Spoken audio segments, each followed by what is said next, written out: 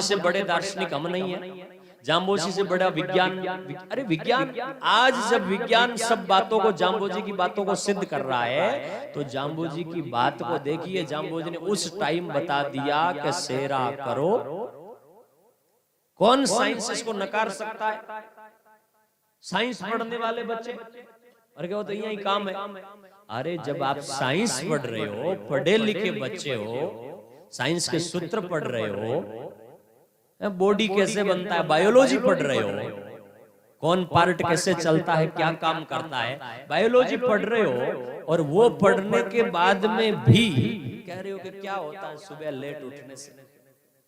शरीर होता है ना, शरीर के फेफड़े और दिमाग, ब्रेन जो होता है वो ऑक्सीजन से चलता है, और ऑक्सीजन की कमी आ जाए तो फेफड़े खराब हो जाते हैं, दिमाग खराब हो जाते हैं। तो जो आदमी देर तक सोता रहता है, सूर्य उदय के टाइम में भी सोता रहता है, उस आदमी को ऑक्सीजन की कमी हो जाती है, फेफड़ों में कम होता है, क्योंकि ऑक्सीजन का लेवल सुबह सुबह बहुत तेज होता है। और आजकल तो अखबारों में, टेलीविजन पर वैज्ञानिक, डॉक्टर सब कह रहे हैं कि सप्ताह में कम से कम आदमी को 2-3 किलोमीटर तो पैदल अवश्य चलना चाहिए, क्योंकि 2-3 किलोमीटर पैदल नहीं चलेगा तो रोगों का घर हो जाएगा, समय से पहले मरेगा और आलसी हो जाएगा।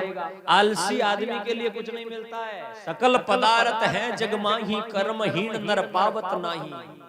सारी दुनिया सकल पदार्थों से भरी पड़ी है, लेकिन कर्महीन नर पाएगा नहीं। और समुद्र पर्यंत, हार समुद्र परे परे ले, समुद्र पर्यंत धरती पर इतने रत्न पड़े हैं, इतने रत्न पड़े हैं, लेकिन उन रत्नों को प्राप्त करने में एक ही चीज आड़े आ रही है, उसका नाम है आलस्य। इस आलस्य ने बहुत गड़बड़ करी है, तो आलस्य को त्यागो, और आलस्य को त्याग करके परमात्मा के भजन की तरफ लगो, भगवान के, परमात्मा के कीर्तन की तरफ बढ़िएगा। आप आलस्य छोड़ करके कर्म हमेशा करते रहिए, हमेशा देव के भरोसे नहीं, पुरुषार्थ पर विश्वास करिए, और कृतम में दक्षिणे हस्ते जयो।